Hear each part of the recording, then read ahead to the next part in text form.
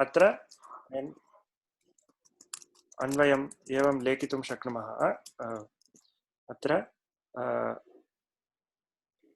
दृष्टकेतुः एतत् सर्वं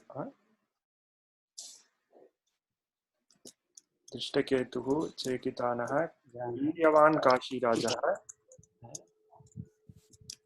पुरुजित् कुन्तिभोजः नरपुङ्गवः शैब्यः च सन्ति। एवम् अन्वयः भवति। तात्पर्यं वयं जानीमः। इदानीं पुस्तके किं लिखितम् इति पश्यामः। तत्रापि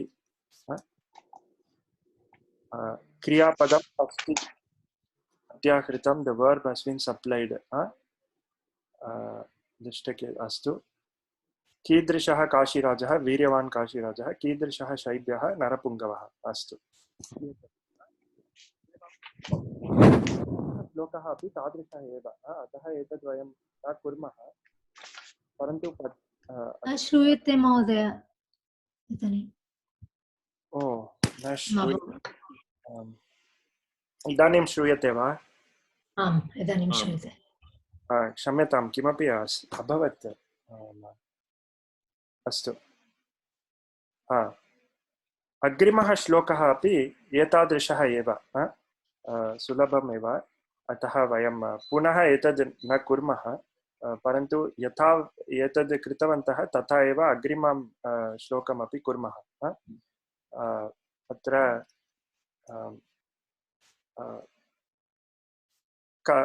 अस्तु, एतद् कोऽपि पठतु कृपया।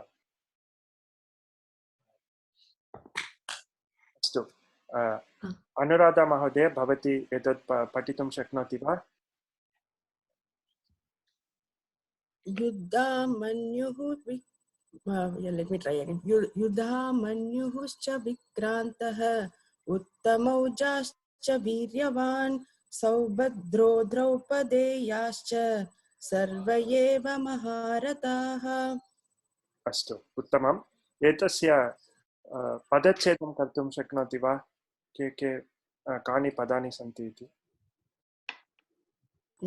युधामन्युः च विक्रान्तः उत्तमौजाः च वीर्यवान् सौभद्रः द्रौपदेयाः च सर्व एव महारथाः। अत्र सर्वे एव महारथाः इति पूर्वरूपसन्धिः। अस्तु, तद् वयम् अग्रे पठामः, परन्तु सर्वे एव महारथाः इति वयम् एवं ज्ञातुं शक्नुमः। महोदय, उत्तमौजाः एकवचने अस्ति वा? उत्तमौजाः like ojas न एकवचनम् sakaranta pullinga. It must be sakaranta pullinga. Okay, अत्र औजस्। ओके, उत्तमौजस्। ओजस्। अत्र ओजस् इति किम्? ओजाः इति प्रथमाविभक्त्याम्। ओजाः। एकनिमिषम्, अहं दर्शयामि। Like Shreyas, like that. सत्यम्। उत्तमौजा बलवान् इति अर्थः।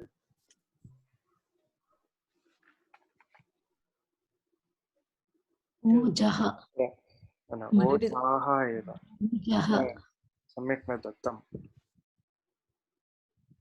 अस्तु, अत्र न दत्तं, परन्तु ओजाः इत्येव बलवान् इति अर्थः दत्तम्। अस्तु, अत्र कथञ्चित् न दृश्यते सम्यक्तया। अस्तु, परन्तु ओजाः इति रूपम्। उत्तमौजस् इति कस्यापि नाम अथवा कस्यापि विशेषणम् अत्र युधामन्युः च विक्रान्तः वीर्यवान् वीर्यवान् उत्तमौजाः उत्तमौजाः तस्य विशेषणं सुभद्रः द्रौपदेयाः च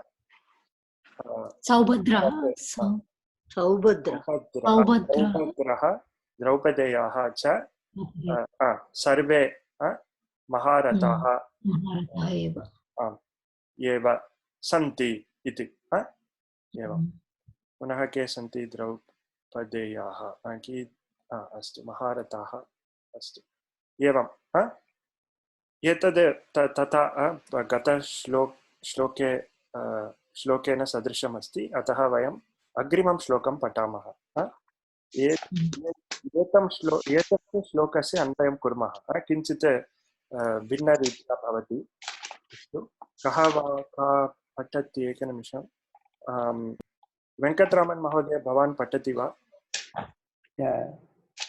अग्रिमश्लोकं वा आम् अग्रिमं श्लोकम् अस्माकं तु विशिष्टा ये सन्निबोध तान् निजोत्तम नायका मम सैन्यस्य संज्ञार्थं तान् ब्रवीमीते अस्तु उत्तमम् इदानीं पदविभागं कृपया करोतु अस्माकं तु विशिष्टाः ये तान् निबोध निजोत्तम नायकाः मम सैन्यस्य संज्ञार्थं तान् ब्रवीमीते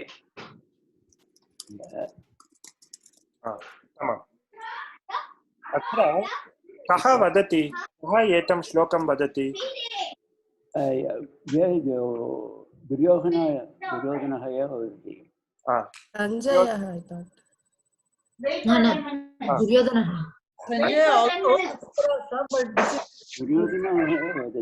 दुर्योधनः वदति सः वदति अस्माकं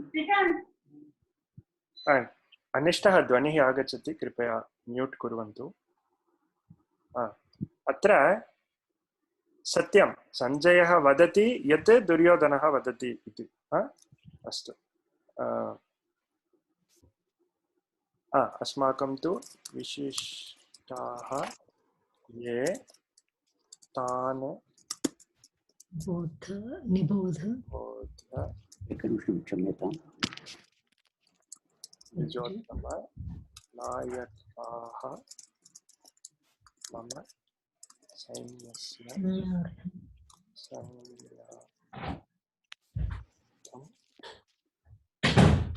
तान्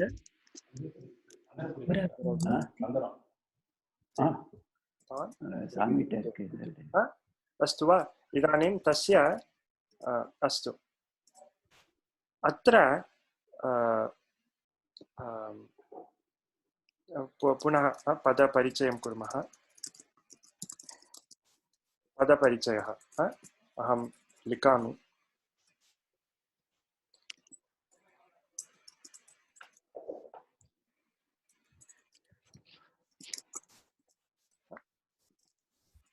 व्ययम् अपि च क्रियापदानि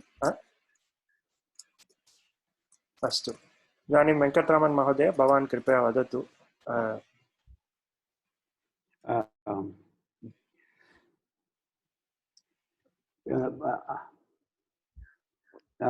प्रथमविभक्ति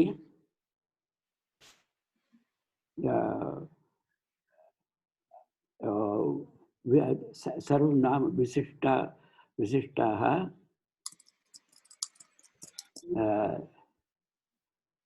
निबोध द्विजोत्तम निबोध इति प्रथमाविभक्त्यामस्ति वा निबोध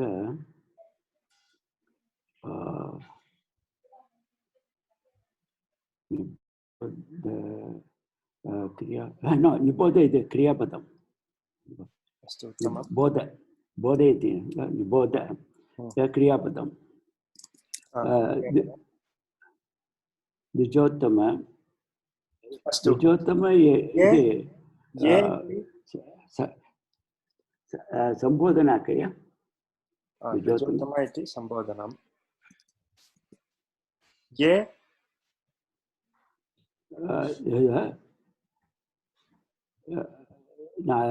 नायकाः बहुवचनं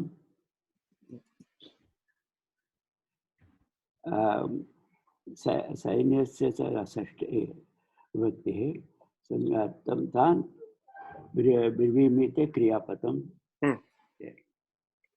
ब्रवीमि इति क्रियापदम् अस्तु अन्ये शब्दाः सन्ति ते अपि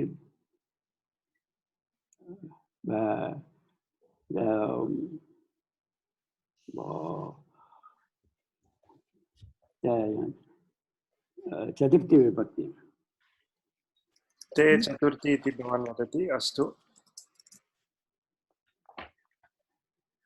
षष्ठी विभक्ति अस्माकं षष्ठी विभक्ति अस्माकम् अस्तु सः ते अपि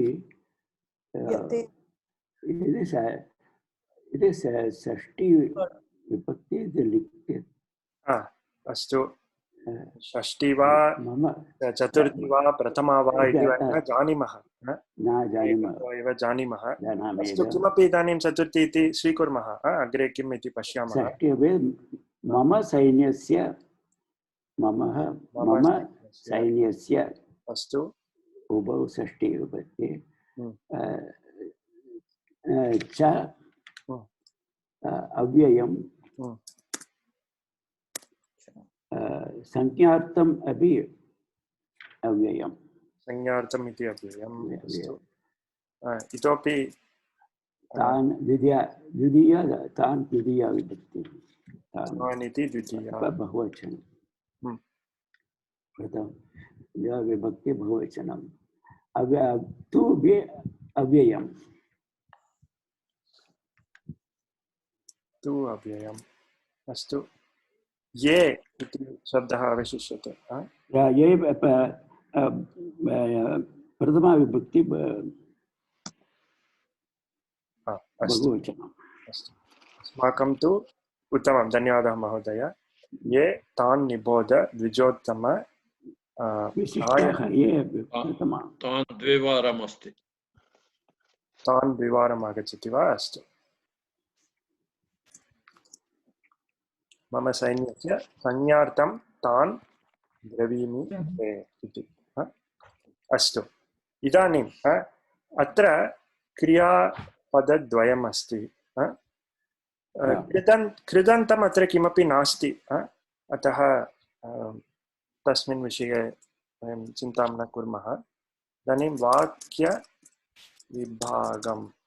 वाक्यविभागः इत्युक्ते splitting the sentence splitting into subclasses अथवा into sentences अस्तु इदानीं कः करोति एकनिमिषम्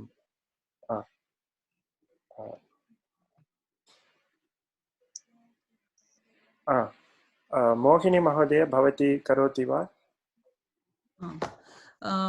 क्रियापदं ब्रवीमि अहं ब्रवीमि कः ब्रवीमि अहं ब्रवीमि so we don't even have to ask if it's ब्रवीमि right आम् आम् कः ब्रवीमि अहं ब्रवीमि इति सम्यक् एव परन्तु आकाङ्क्षां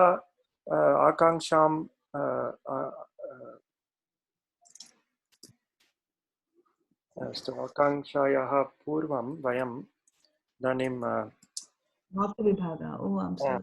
वाक्यविभागं कुर्मः वाक्यविभागम् इत्युक्ते ऐडेण्टिफै द सब क्लासेस ब्रवीमि इति उपयुज्य एकं वाक्यम् अस्ति इति वयं जानीमः अत्र अपि च निबोध इति उपयुज्य अन्यत् वाक्यमस्ति इति वयं जानीमः सो अत्र ये शब्दाः सन्ति ते शब्दाः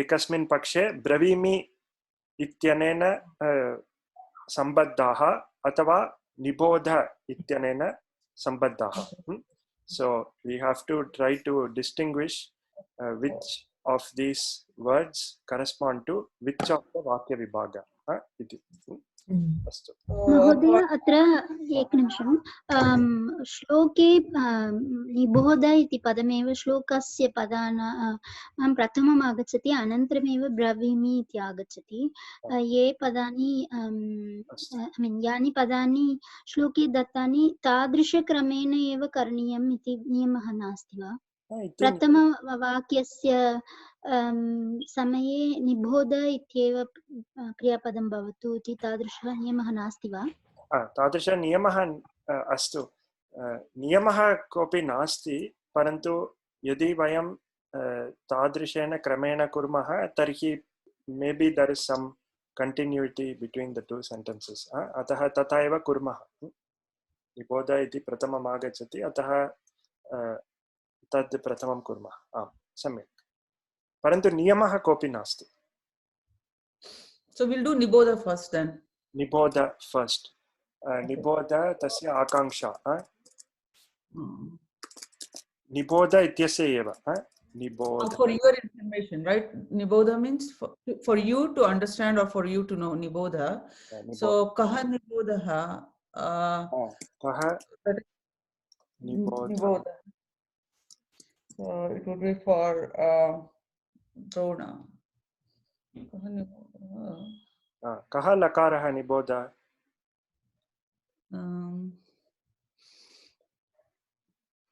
It's not in the shloka. I don't think it is given in the shloka, right? For you, Dvijottama, right? Hey Dvijottama, for your understanding. I can do it in English, but I'm trying in Sanskrit. I'm sorry. I have to try in Sanskrit. No. अस्तु द्विजोत्तम यथा वयं सम्बोधनं पश्यामः सः पृथक् वाक्यम् इति जानीमः द्विजोत्तम इति एकं पृथक् वाक्यं हे द्विजोत्तम इति एकं पृथक् वाक्यं तर्हि अत्र किं भवति कः हे द्विजोत्तम विशिष्टः like the among my army who are the best. So asmakam nibodha, no? With that. न तथा न भवति अत्र लकारः कः पुरुषः कः निबोध इत्यस्य पुरुषः कः sorry मध्यम पुरुष एकवचन निबोध so bhavan no not bhavan tvam उत्तमं त्वं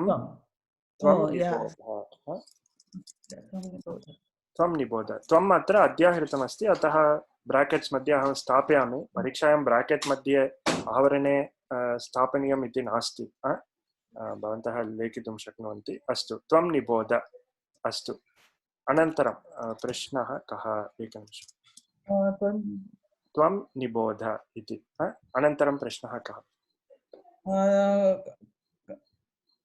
के निबोध yeah no not ke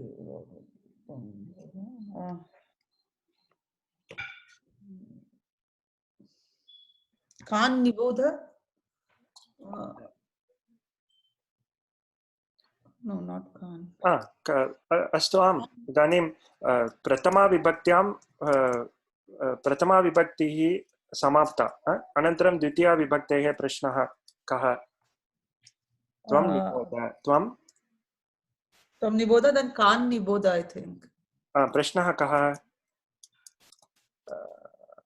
त्वं कान् निबोध तस्य उत्तरं किम् त्वं कान् निबोध त्वं विशिष्टाः I think तान् निबोध तान् निबोध तान् निबोध अस्तु उत्तमम् Nibodha. Anantaram tvam tan nibodha. Then Anantaram prashnatah. Tan kan nibodha. Tan no tan kan. No, tan. What would the proposition be?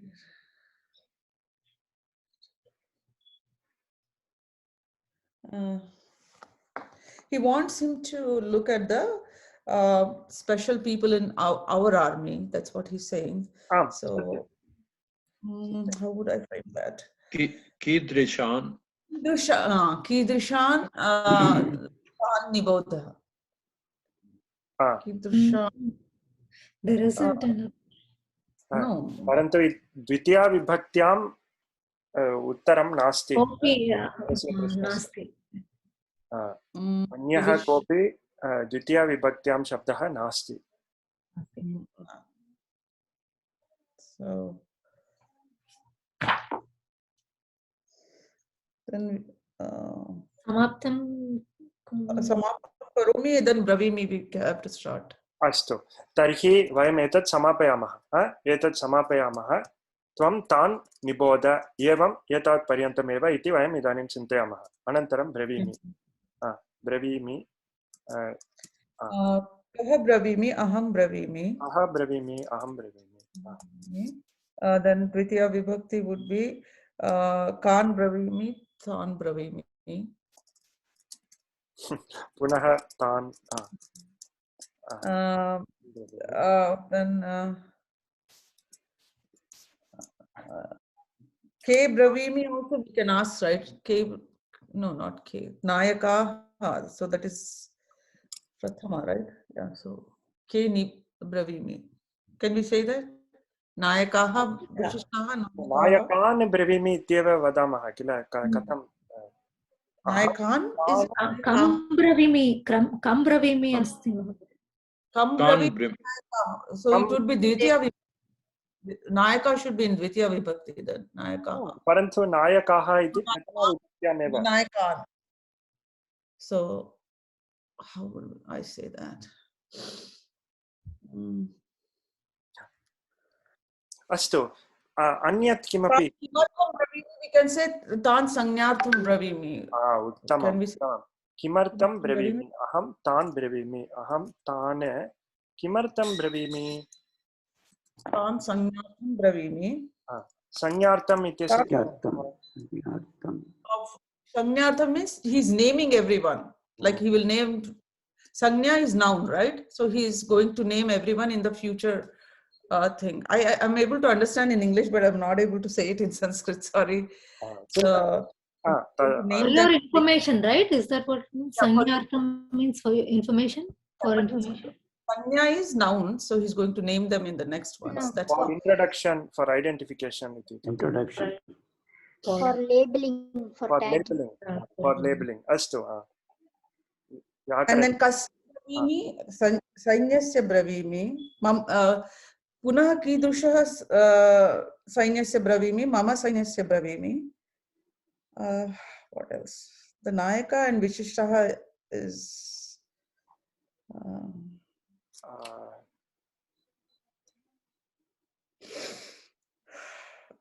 we haven't even used the Asmakam. Asmakam. Just that. I'm trying to think. Sorry, give me just a minute. Asmakam iti Sainyasya. Sainyasya, right? Asmakam Sainyasya. Mama Sainyasya, I thought. Isn't it my? Among those, when we come the Vishishta Asmakam within Asmakam Vishishta. Yeah, Asmakam. So Asmakam Vishishta is what I think are going together. Mama Sainyasya in my army. That's how I was interpreting it, but I could be wrong. Parantu atra asmakam krite asmakam samipe kriyapadadvayam asti niboda bravimi. Etabhyam vakyam purayitum shaknumaha va. Is there any way to complete the rest of the words using these two kriya? That's what I'm trying to think, Haivat Mahodaya. I'm thinking, should that go with niboda or bravimi? उभयोः स्थाने अपि न युक्तः किल अत्र That's what we are not able to get it in question. Yeah. नायकाः इति प्रथमा विभक्त्याम् अस्ति अत्र त्वं निबोध अहं ब्रवीमि कुत्र नायकः आगच्छति अत्र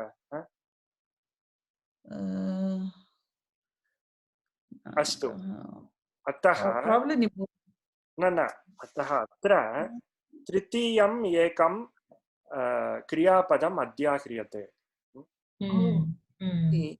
तृतीयम् एकं there is some other word which we some other subclause or sentence which we have not taken into account tasya santi va ahmiti manye na janami santi किमर्थं सन्ति यतः नायकाः इति अस्ति नायकाः इति सन्ति इति तर्हि एकं वाक्यमस्ति सन्ति इत्यनेन एकं वाक्यमस्ति इदानीं के सन्ति नायकाः सन्ति then it would be ये नायकाः कस्य नायकाः केषां right कीदृशः विशिष्टाः केषां कीदृशः नायकाः विशिष्टाः नायकाः सन्ति does that sound okay Haivarji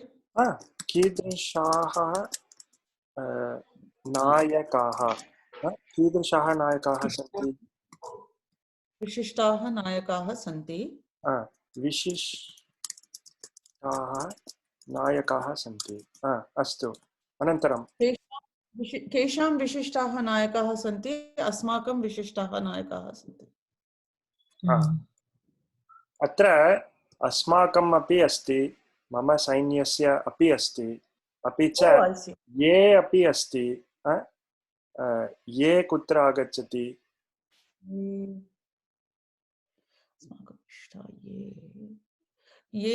whoever is the prominent among our army is that's what he wants to say right whoever ye probably it goes with asmakam vishishta sorry it's taking a long time I have to do it in English and then do it in Sanskrit so no bhavati samyak eva karoti this is a complicated shloka tadartham eva किंचित समयः अपेक्षते चिन्ता नास्ति वयं कुर्मः ये विशिष्टाः सैनिकाः तान् बोधते आगच्छति वा See there are two aspects one is Dvijotama has to know who are the people and the other one is he will tell him so that he knows so I will tell him so that you will know so his telling is the first action and his knowing is the second action could be सत्यम् अत्र आम् अत्र कार्यक्रिया द्वयम् अस्ति निबोध ब्रवीमि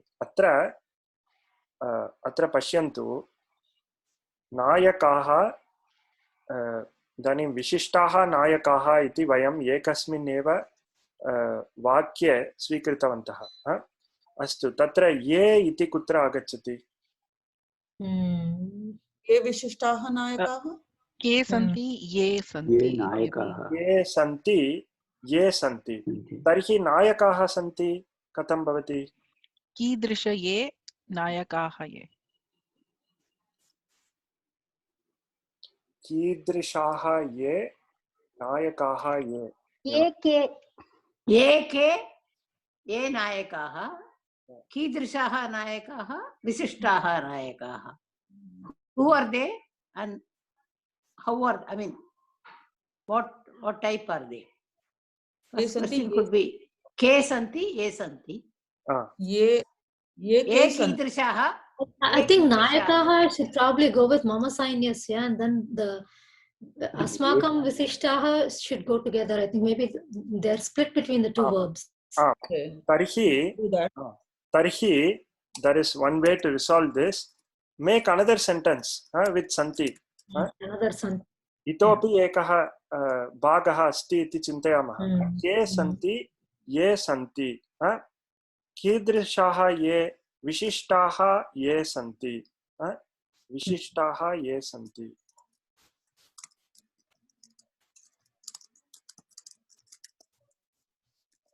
कीदृशाः ये सन्ति, विशिष्टाः ये सन्ति, कीदृश विशिष्टाः ये सन्ति. अत्र अस्माकम् इति गणयितुं शक्नुमः. अस्मिन् वाक्ये अस्माकम् इति गणयितुं शक्नुमः. तर्हि वाक्यं किं भवति?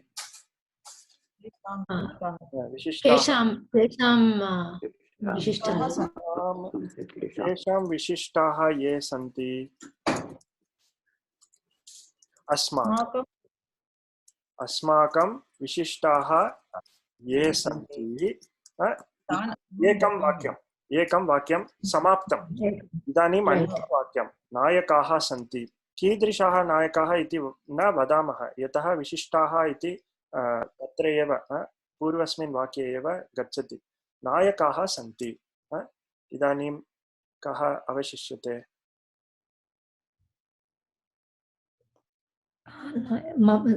कस्य नायकः? ते नायकः.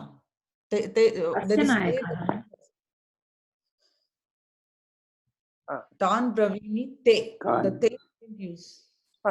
ते चतुर्थी विभक्ति. ते चतुर्थी विभक्ति इति इदानीं सैन्यस्य नायकाः. कस्य नायकः सैन्यस्य? अत्र मम सैन्यस्य इति अवशिष्टमस्ति. मम सैन्यस्य नायकाः सन्ति. अनन्तरं कस्य नायकाः? मोहिनी महोदय सम्यक् वा? कस्य नायकाः? मम सैन्यस्य नायकाः.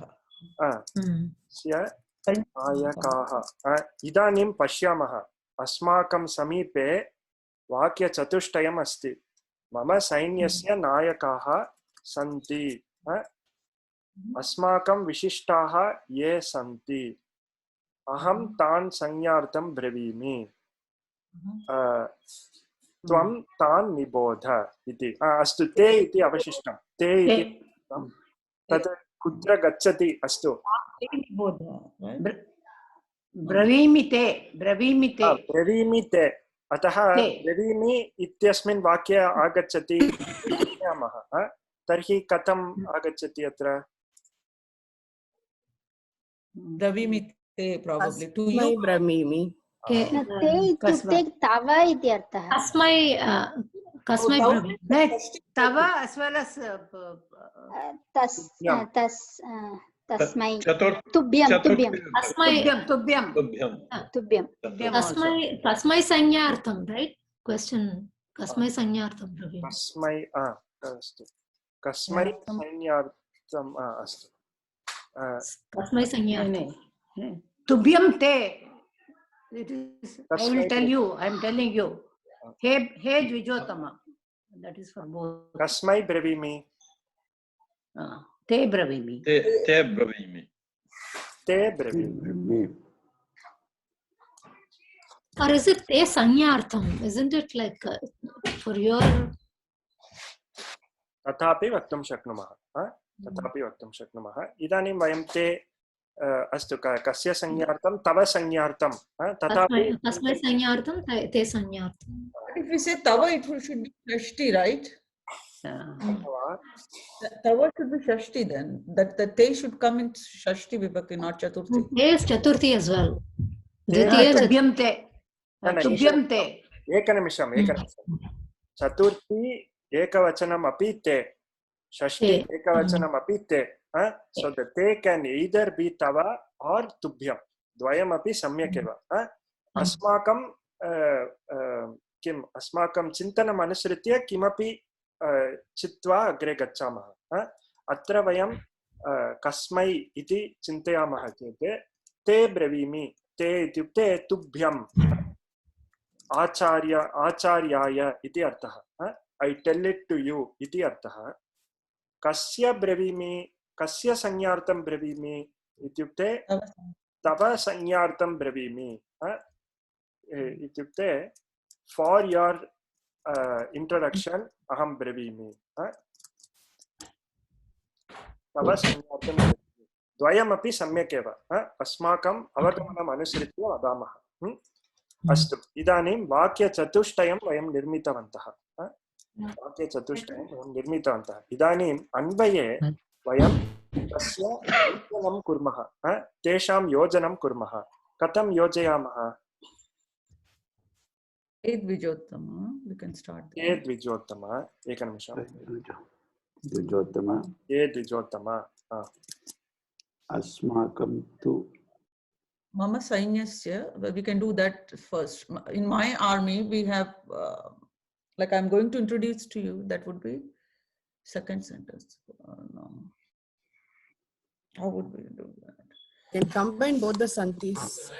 Mama Sainyasya Nayakaha ye mama ye vishishtaha santi. Mama Sainyasya ye vishishtaha Nayakaha santi. मम सैन्यस्य ये विशिष्टाः अस्तु इदानीं भवती there is actually only one sentence इति तर्हि मम अस्तु अत्र यत् वदामि तत् कथमपि कर्तुं शक्नुमः एवं कृत्वा कुत्र गच्छति इति पश्यामः मम सैन्यस्य नायकाः ये सन्ति ये विशिष्टाः अस्माकं विशिष्टाः ये सन्ति तथापि वक्तुं शक्नुमः एकमेव वाक्यम् इति चिन्तयित्वा वयम् एवं वक्तुं शक्नुमः मम सैन्यस्य नायकाः अस्माकं विशिष्टाः ये सन्ति अनन्तरं किं भवति तान् अहं ब्रवीमि परन्तु निबोधा what about niboda we can do hey Dvijotama niboda or what would we say niboda would be do that Dvijotama tan niboda hey Dvijotama tan niboda anantaram aham tan संज्ञार्थं ब्रवीमि ते तव संज्ञार्थम् अहं ब्रवीमि तान् अहं तव संज्ञार्थम् अहं तान् ब्रवीमि एवं कर्तुं शक्नुमः मम सैन्यस्य नायकाः अस्माकं विशिष्टाः ये सन्ति तान् त्वं निबोध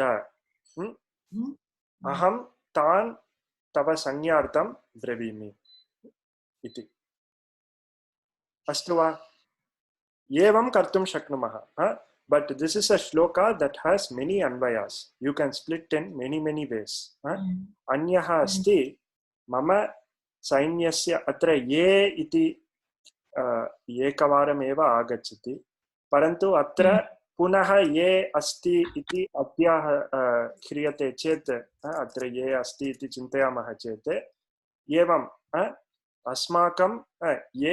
अस्माकं ये विशिष्टाः सन्ति तान् निबोध द्विजोत्तम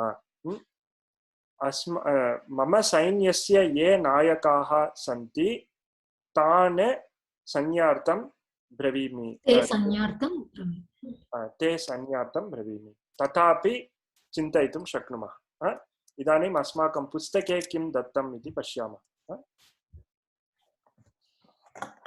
which number what page is it अत्र 55 तमं पुटम् नायकाः मम अस्माकं तु संज्ञार्थं तान्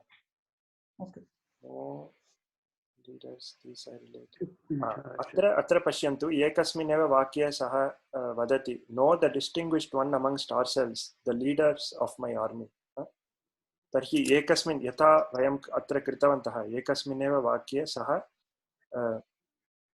विशिष्टाः ये सन्ति मम सैन्यस्य नायकाः इति एकस्मिन्नेव वाक्ये अत्र दत्तमस्ति नो द डिस्टिंग्विश्ड कमा the leaders of my army these I relate to you for your information अत्र अस्तु अत्र पश्यन्तु किं सः वदति there are two sentences as there are two verbs Dvijotama is an address. Astu. Kriyapadam nibodha. Ye vishishtaha nayakaha tan nibodha. See, he did split it as split first line, first one sentence, and second line. Atra pashyantu. Santi iti asti. So there are actually more sentences.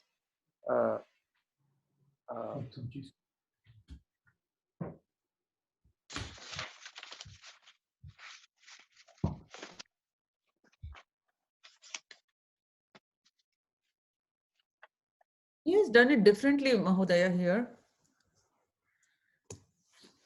See, yena visishtaha asmakam kesham asmakam visishtaha.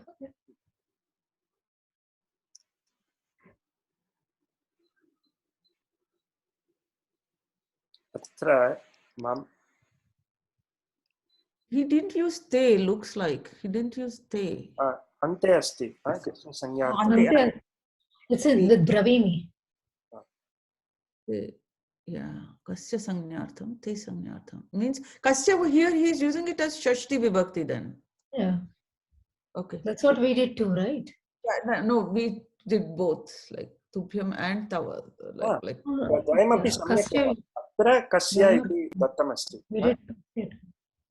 Atra pashyantu कीदृशान् तान् तस्य उत्तरं तु ये नायकाः सन्ति तान् इति सः वदति.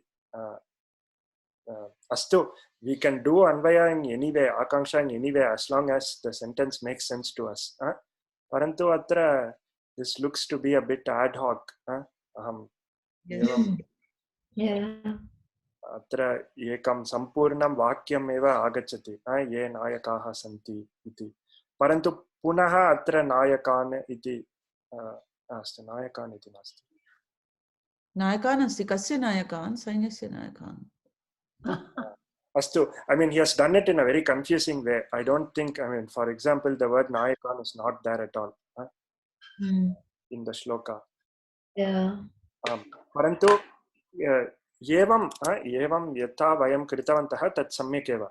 There are many ways to split this. Parantu mama sainyasya nayakaha asmakam vishishtaha ye santi tan nibodha tan te sanyartam brevimi iti ekah एवं कर्तुं शक्नुमः एव.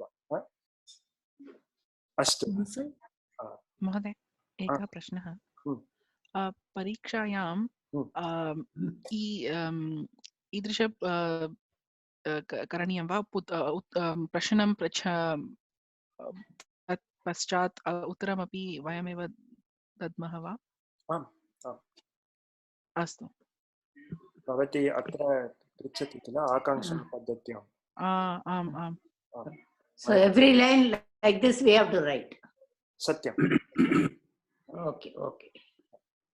यदि तत्र तावत् लेखितुं न इच्छन्ति तर्हि only the question and answer you can write, not the entire sentence. अत्र कान् ब्रवीमि तान् ब्रवीमि किमर्थं ब्रवीमि संज्ञार्थं ब्रवीमि instead of writing the entire sentence. तथा कर्तुं शक्यते. Keep the okay. अस्तु.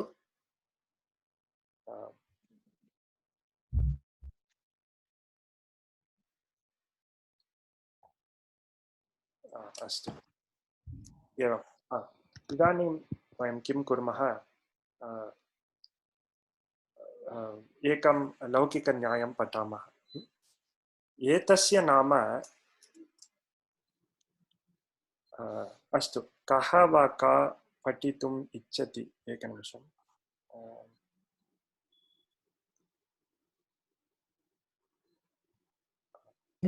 दीपन्याय. शैलजा महोदय, भवती पठति वा? आं महोदय, पठितुं शक्नोमि. देहली दीपन्यायः पुस्तकं स्वीकृत्य पठामः. अत्र कुत्र अस्ति?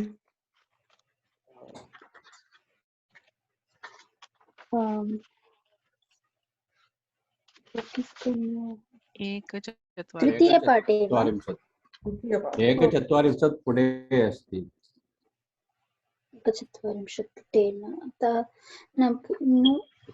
कस्मिन् पाठे? द्वितीये पाठे। द्वितीये पाठे वा? आम् आम्। 41 द्वितीये पाठे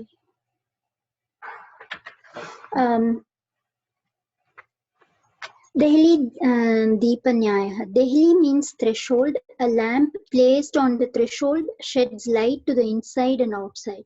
When it is possible to achieve two results by doing one work, or when a single word is having anvaya in two places, this maxim is cited.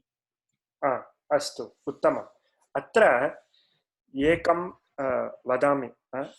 अत्र वयं देहली इति वदामः, वस्तुतः देहली देहली देहम् इति वदामः, तथा देहली सर्वदा दे इति दीर्घः एव। अत्र भारतदेशस्य नगरं देहली देहली नगरं, तस्य अर्थः एवं थ्रेशोल्ड इति अर्थः। It is a place that is the threshold इति एवं चिन्तयितुं शक्नुमः। देहली इत्यस्य अर्थः सः एव। अत्र कोशे अपि वयं द्रष्टुं शक्नुमः।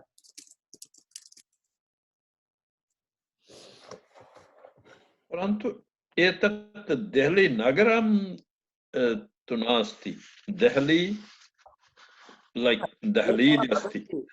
केचन वदन्ति एषः एव तस्य एषा एव तस्य व्युत्पत्तिः इति वदन्ति केचन। हिंदी भाषायां दहलीज अस्ति, दहलीज थ्रेशोल्ड। ओ एवं वा? अस्तु अस्तु। अत्र पश्यन्तु, थ्रेशोल्ड इति अस्ति, परन्तु थ्रेशोल्ड इत्युक्ते किम् इति चेत् प्राचीनेषु कालेषु इदानीमपि ग्रामेषु वयं द्रष्टुं शक्नुमः। तत्र यदा वयं गृहस्य अन्तः गच्छामः, वयं बहिः तिष्ठामः, गृहस्य अन्तः गच्छामः, तत्र एकं पादमस्ति अथवा सोपानमस्ति। There is one step that we cross to go inside the house. तथा अस्ति, तस्य एव नाम देहली इति। तत्र जनाः, इदानीमेव अहं दृष्टवान्, जनाः तत्र दीपान् ज्वालयति, तत्र दीपान् ज्वालयित्वा तत्र स्थापयन्ति। They light lamps and place it on that threshold, on that step in the entrance of the house. Tasya nama dehali iti. Idanim न्यायः अस्ति देहली दीप न्यायः। देहली दीप, देहल्यां दीपाः सन्ति। ते किं कुर्वन्ति? ते दीपाः किं प्रकाशं ददति, प्रकाशं ददति। कुत्र प्रकाशं ददति? ते बहिः अपि ददति, अन्तः अपि ददति। यदा वयं दीपान् देहल्यां स्थापयामः तर्हि तेषां प्रकाशः अन्तः अपि गच्छति, बहिः अपि गच्छति इति। एवं न्यायः। इदानीं तस्य प्रयोगम् एकं पश्यामः। अस्तु, शैलजा महोदय, भवती एव एतद् पठति वा? अस्तु, अत्र आं महोदय। अवसरः सन्देशवाचकेभ्यः पुण्यद्वयं सम्पादयितुम्। आगामिनी चैत्र शुक्लपूर्णिमातः वैशाखशुक्लपूर्णिमा पर्यन्तं, एप्रिल् 5 तः मे 4 पर्यन्तं 2024 वर्षे पर्यन्तं उज्जयिन्यां सिंहस्थकुम्भपर्व भविष्यति। अस्मिन् कुम्भपर्वणि देशविशेषेभ्यः देशविदेशेभ्यः कोटिशः जनाः पुण्यार्जनाय समागमिष्यन्ति।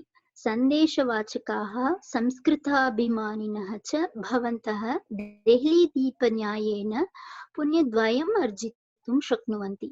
एकं तु धार्मिकदृष्ट्या पर्वस्नानदान दर्शनादि पुण्यं, द्वितीयं गीर्वाणवाण्याः प्रचारस्य पुण्यं। कुम्भपर्वणि संस्कृतभारती द्वारा वीथिनाटकं, पुस्तकविक्रयणं, संस्कृतसन्ध्या, संस्कृतप्रदर्शिनी इत्यादयः विविधाः प्रचारकार्यक्रमाः आयोजिताः भविष्यन्ति। यदि भवन्तः एतेषु कार्यक्रमेषु सहभागित्वं स्वीकर्तुमिच्छन्ति तर्हि अत्र सम्पर्कं कुर्वन्तु। अस्तु, एतत् भवन्तः अवगतवन्तः वा एतस्य? अस्तु, देहलीदीपन्यायस्य उपयोगे अहं न वदामि, परन्तु स्थूलतया एतस्य परिच्छेदस्य अर्थम् अवगतवन्तः वा? किम् अत्र उच्यते इति? There is some kind of festival taking place. तत्र एतत् कुम्भपर्वः अस्तु, किमपि अस्ति तत्र many people come and सन्देशवाचकाः इत्युक्ते those who read the सन्देश सन्देशवाचकाः इत्युक्ते अहं चिन्तयामि सम्भाषणसन्देशः इति। The people who read this book and Samskrita Abhimaninah cha, you can with one two birds with one stone. Killing two birds with one stone. Killing two birds with one stone iti Angla bhashayam vadamah kila. Tadeva atra. You can kill Ekapanth do card. Tamil भाषायाम् अपि अस्ति। ओरे कल्लिल रेंडु मांगो। ओरे कल्लिल दो double benefit. Two mangoes with one stone. पुण्यद्वयम् double benefit. Satyam. Punyadvayam arjitum shaknuvanti. At the same time, by doing just one work, you can come there. Punyam arjayitum shaknuvanti. Api cha samskritasya pracharam kartum shaknuvanti iti. Iti. अतः एकया क्रियया कार्यद्वयं सिद्ध्यति। कार्यद्वयम् अथवा कार्यत्रयं कार्यचतुष्टयं किमपि एकया क्रियया कार्यद्वयं सिद्ध्यति इति चेत् तस्मिन् सन्दर्भे देहलीदीपन्यायः इत्यस्य प्रयोगः भवति। अस्तु वा? आम्, यथा शैलजा महोदय उक्तवती killing two birds with one stone इत्येव आङ्ग्लभाषायाः यत् अस्ति तदेव एतस्य अर्थः। अस्तु, इदानीं समयः जातः, इतोपि 5 निमेषाः सन्ति, परन्तु अहं चिन्तयामि अत्र वयं स्थगयामः, एतं वर्गं स्थगयामः। अग्रे वयं अस्तु अन्वयरचनायाः विषये अहम् इतोपि गृहपाठान् ददामि। प्रायः अत्र इतोपि भगवद्गीतातः श्लोकाः सन्ति, तेषाम् अन्वयरचनां भवन्तः एव कुर्युः इति चिन्तयामि। वयं सर्वे तत्र प्रश्नाः सन्ति चेत् वयं चर्चयितुं शक्नुमः। अस्तु, परन्तु अग्रिमात् वर्गात् आरभ्य इतोपि नूतनान् पाठान् प्रविशामः। अन्वयरचना इति इदानीं वयं जानीमः, कथं करणीयम् इति जानीमः। इतोपि अभ्यासः आवश्यकः एव, निश्चयेन अभ्यासान् कुर्मः, परन्तु अग्रे अपि गच्छामः। अतः वयं नूतनान् पाठान् प्रविशामः अग्रिमे वर्गे। अस्तु वा? तर्हि अत्र वयं समापयामः। प्रश्नाः सन्ति चेत् मङ्गलश्लोकात् अनन्तरं कृपया पृच्छन्तु। अस्तु। ॐ पूर्णमदः पूर्णमिदं पूर्णात् पूर्णमुदच्यते पूर्णस्य पूर्णमादाय पूर्णमेवावशिष्यते Om Shanti Shanti Shanti. Harihi Om. Shri Gurubhyo Namaha. Harihi Om. Astu. धन्यवादाः सर्वेभ्यः. धन्यवादाः. धन्यवादः. धन्यवादः. धन्यवादः महोदय.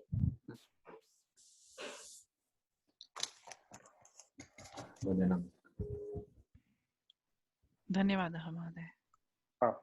धन्यवादः. अस्तु, कस्यापि प्रश्नः अस्ति वा? कोऽपि नास्ति. कोऽपि प्रश्नः नास्ति. एकः प्रश्नः अस्ति, sorry, क्षम्यताम्. I can think easily in English, but I'm not able to do it in Sanskrit. How do I practice that? Because like it won't take me any time, but see, it took me so much time to just do it in Sanskrit. How do I improve on that? न अहं यत् चिन्तयामि, एषः श्लोकः भ्रमं जनयति. This shloka is a particularly confusing one.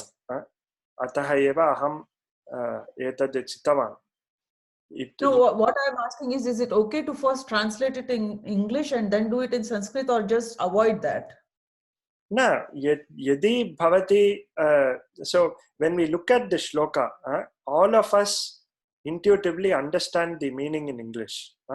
We can understand, but in this particular shloka, translating into Sanskritam or doing the Anvaya is a bit tricky. Aham kim vadami अन्यान् श्लोकान् पश्यतु. इदानीं वयं पूर्वमपि एतादृशान् श्लोकान् कृतवन्तः. अत्र शूराः महेश्वासाः इति एतत्. अत्र भवती पुनः आङ्ग्लभाषायाम् एव चिन्तयितुं शक्नोति, आङ्ग्लभाषायाम् एव चिन्तयितुं शक्नोति इति अभिप्रायः अस्ति वा, अथवा संस्कृतेन अपि अवगन्तुं शक्नोति इति चिन्तयति वा इति एतं श्लोकं स्वीकरोतु. अत्र पश्येतां पाण्डुपुत्राणां महतीं समम्, एतं श्लोकं चिन्तयतु. यदि भवती न अहं संस्कृतेन एतद् वक्तुं क्लेशम् अनुभवामि, परन्तु आङ्ग्लभाषायां झटिति अवगम्यते इति चिन्तयति चेत् अहं किमपि वदामि. We can try some other things. परन्तु अहं चिन्तयामि, if you try this shloka or some other normal shloka, you will be able to do this in Sanskritam also. It won't be that. My question was, is the methodology correct that I translate it in English first and then do it, or should I prevent that from happening and just try to directly do it in Sanskrit? Like, is it the correct methodology was my question. आम् कर्तुं शक्नोति एव. भवत्याः सौकर्यम् अनुसृत्य एव. यदि भवती चिन्तयति आङ्ग्लभाषायां तात्पर्यं झटिति गृह्यते इति चेत्, in fact in our book the first thing they write is the meaning in English. Tadeva pratamam uchyate. So if you feel like that, you can as well write the meaning and then go on to the pada parichaya, vakya vishlešanam, akanksha iti sarvam. Tatapi kartum shakyate eva. I'll try. I will try different methods and see which one comes up. Astu. Thank you. Dhanyawad. Dhanyawad.